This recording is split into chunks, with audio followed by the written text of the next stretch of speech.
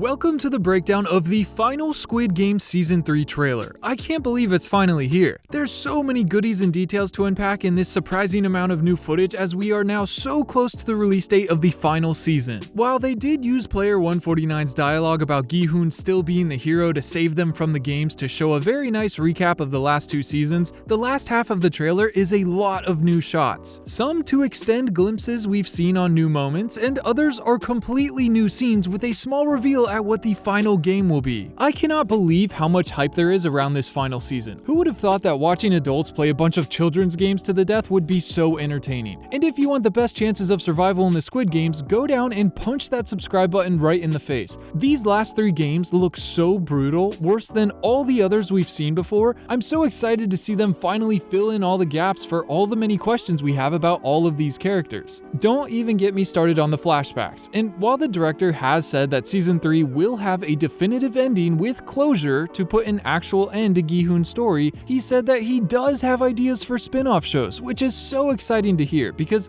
let me tell you, so do we. From prequel shows following Inho's 2015 games to spin-offs of the creation of the very first year of games, to Squid Games taking place in different countries around the world, there is so much potential for more shows in this universe. I'm so happy to hear they're not done with this IP. And I'm sure if done well, those could be hits too, but I am definitely going to miss Gi-hoon after Season 3. Let's just jump right into all these new shots from this final trailer. I really love that player 149 is going to be that spark of hope that helps Gi-hoon through this tough time. It seems that she was the one in all the photos that Gi-hoon was talking to while he's chained to the bunks. She comes over while he's feeling sad and depressed and defeated and confused at why the frontman specifically killed every player that rebelled except for him. And she comes over seeing he's visibly upset over what just happened and asks him if he blames himself for everything that's happened, and I can't help but feel like she means all of the deaths. Not just the players that were killed in the rebellion, but all the player deaths in the games themselves that he wasn't able to prevent. And she reminds him that life is simply unfair, and that there are bad people in the world that will do bad things and then blame others while they themselves go on to live in peace. Whereas good people will beat themselves up over the smallest things. This borderline sounds like the reason why Inho has justified it to himself that he's not the bad guy, and why the Squid Games aren't doing anything wrong. He says that they give all the players the option to leave, and they stay on their own accord and sign the waivers themselves, basically blaming the players, saying it's their choice to compete in these death games. And I'm sure the higher-ups do the same and have no trouble sleeping at night. Whereas even if one player gets eliminated in these games, Gi-hoon is beside himself. He can't save every person, but I see the point she's trying to make here. She tells him that she still believes that Gi-hoon has come here to save them all, as in stopping the Squid Games. This has to give him a little bit of strength to start trying to continue on. It seems like this whole conversation takes place after the Knife and Key game, so I really wonder if Gi-hoon is upset because of the loss of her son, or possibly some of the other main characters that will probably be eliminated here. Now, next up is another look at No-Wool versus the masked officer, and for how little this is, it gives us so much more info. Now, while it seems like No-Wool turns on the officer first and tries to shoot him here, we can see even at the first frame of this, he's already facing her and engaged with his arms, so I don't think we actually know who's starting this fight. She seems to turn her weapon towards him and fire, and he's able to catch the barrel and point it upwards, leading us into this next shot we see of them struggling in the elevator. Also, a weird, funny little detail that is just a blooper / behind the scenes mess up. If you look closely, you can see No-Wool's pointer finger, her trigger finger, is extended outright, which is how you hold the weapon when you have no intention of firing it. If you're not ready to pull the trigger, your finger should be nowhere near it. This is most likely just a safety policy on set that was so ingrained in the actor that they just went through subconsciously and carried out the entire scene like this. Her finger doesn't touch the trigger the entire shot, even though her weapon is firing. Not too big of an issue, but if you really wanted to, you could easily fix this in post. We can see behind them on the buttons of the elevator that the top floor button is lit up. And does anybody remember where that goes? Yup, this floor opens up directly into the frontman's private quarters. And we saw earlier in Season 2, the masked officer's floor is the one right below this. I think this altercation started in his office and will be making its way to the elevator and then heading to the frontman. I wonder if No-Wool is going to the frontman to try to kill him so she can escape,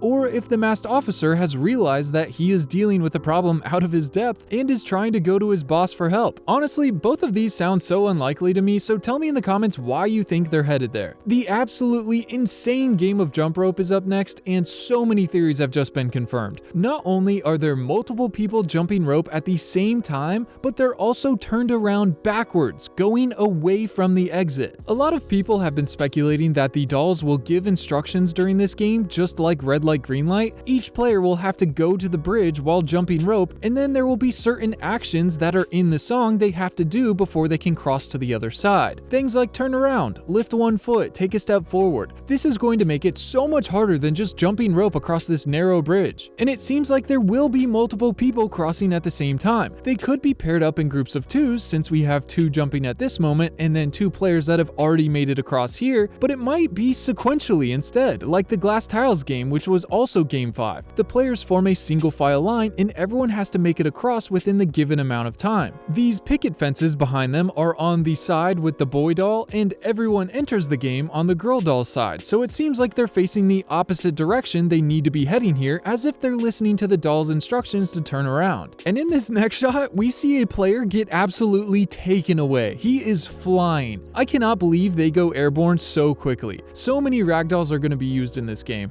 This looks like a blue O player here, and it seems like the rope hit his torso as if he was laying down on the train tracks when it hit him. The player in the first shot got taken out at the ankles, and it seems like you'd be cartwheeling after something like this hit you. But here the player is laying down horizontally, almost trying to hold on to the bar. And at the beginning of this scene, we can actually see two players have already made it across to the boy doll. They're too blurred out to tell who it is. They seem to be both male though, and it looks like another player died at the end of the bridge, so close to the finish line, but maybe they didn't follow the rules of the game and one of the guards had to eliminate him. I feel like him laying here is going to make it even harder for others to get across him, like someone could step and slip on him or trip over them. It also seems like there's this bar attached to the end of the rope, like this is what's giving the jump rope the force it needs to accelerate fast enough to throw players off the bridge like this. It's a little weird because they just released a bunch of other teasers for billboards that went up in Korea showing more of the jump rope game than we've seen anywhere else, and there's no bars attached to the ends. Here it just looks like there's strong motors inside the doll's body that spins the rope. It's not the most important of details, but I still found it kind of interesting. Knife and Key Game is up next, and we get a much more detailed look at Hyunju in this fight that breaks out in the hallway. It seems like the whole time Hyunju and this red player are fighting, there is someone behind them that she is defending. And now we get a very clear look that this is player 149, the old woman helping Junhee, the pregnant woman, most likely with contractions or some pregnancy issues. Because if it's anything other than that and someone tried to attack her, we are rioting in the streets. I have faith that Hyunju will be able to save them here.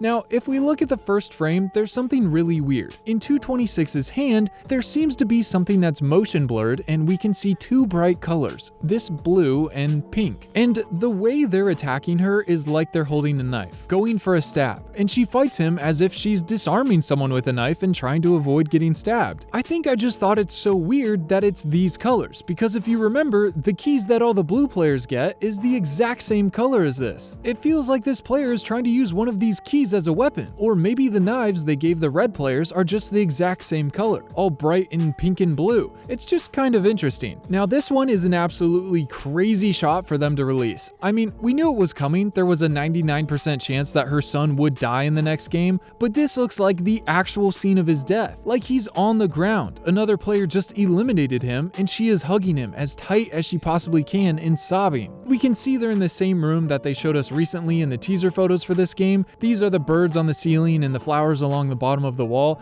It's just so crazy that they're showing us this in a trailer. I'm already so sad for the mother. This is just going to be one of the toughest games to sit through. We can also see that her hair is down, already confirming that she will most likely take her secret knife hairpin out to use in this game. Now we're moving outside the island. We did this in season 1 and we're going to do it again. Here we see two pink guards mag dumping their weapons into this boat ahead of them that they're chasing. There's fog everywhere, which makes it a little hard to see and might actually end up helping in the chase. We haven't seen any other context clues around this scene. Even the boat, we have no idea who it is. The boat Captain Park uses is much bigger for accommodating such a large party. But this almost seems like Junho here in the front, driving it. It kind of looks like a male face without a mask on, with bangs or hair in front of his forehead, and we actually got context to the kill them all frontman clip, and it seems to be after In-ho resumed his responsibilities, and it's been a little while after they returned Gi-hoon to the players and he's woken up and started freaking out. Since all of that happens and then the frontman gives the order, it's most likely ordering the pink guards to kill all the people on the captain's boat. Last we saw him, he killed the drone operator and threw him overboard. Surely everyone's gonna start wondering what happened to him. The captain knows things have escalated and will most likely send a report to the frontman immediately. And once notified about the situation that they're getting closer and the captain won't be able to distract them much longer, maybe the frontman will order the pink guards to go out on a couple of boats and kill everybody, including the captain. The only person I can't see him wanting dead is his little brother, Jun-ho. After going so far out of his way to save him and not just kill him in season 1,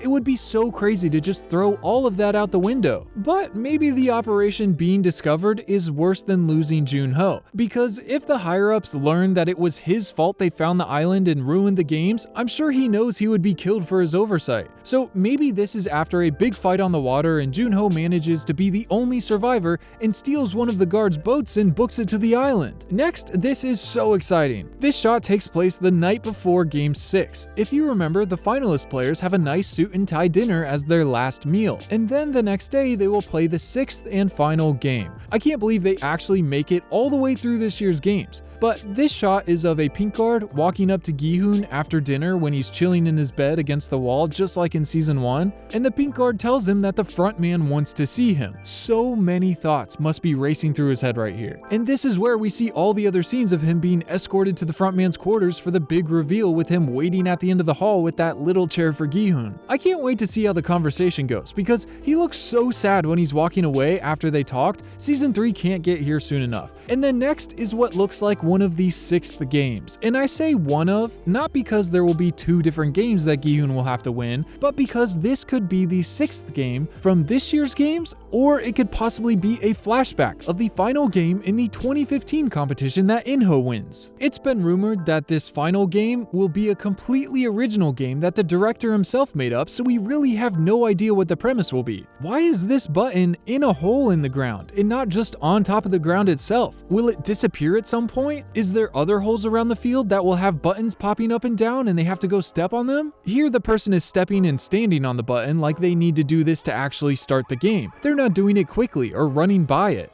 And why is this pole here? What is the purpose? Is it for the player to hold on to? This shot is very visually enticing. Just one look at it and I have so many questions. Tell me what you think is going to happen in the comments. Thanks for watching. I will see you soon in the next one. Peace.